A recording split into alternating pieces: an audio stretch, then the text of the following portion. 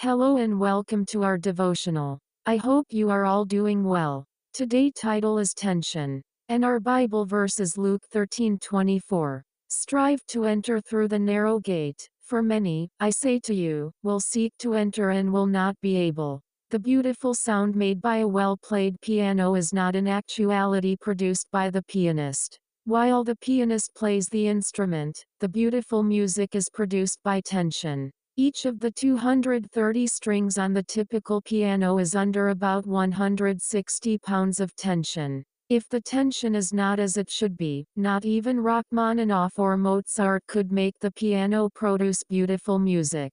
The gospel works on much the same principle. If the tension in the Bible isn't balanced correctly, a person's understanding of the gospel will be affected.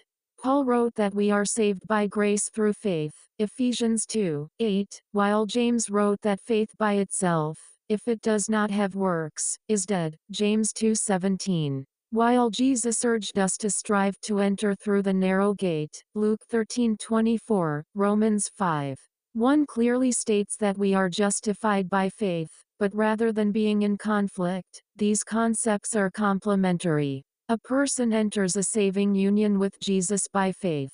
The thief on the cross, the woman taken in adultery, and the publican who prayed in the temple had nothing to recommend them to Jesus. They reached out to God by faith and, as a result, received justification. They were forgiven and pardoned, made new by the grace of Christ. Galatians 2:20 takes the believer's experience a step further. I have been crucified with Christ. It is no longer I who live, but Christ lives in me, and the life which I now live in the flesh I live by faith in the Son of God, who loved me and gave himself for me. The same writer stated in Philippians 2:13 that it is God who works in you both to will and to do for his good pleasure. Faith in Jesus lays hold on the gift of salvation.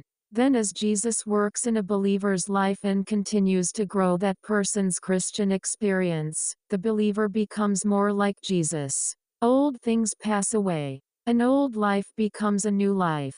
God does the work to bring us to Christ and keep us in Christ. Our surrender to him allows him to work out his will in our lives. Thank you for joining with us today. God bless you.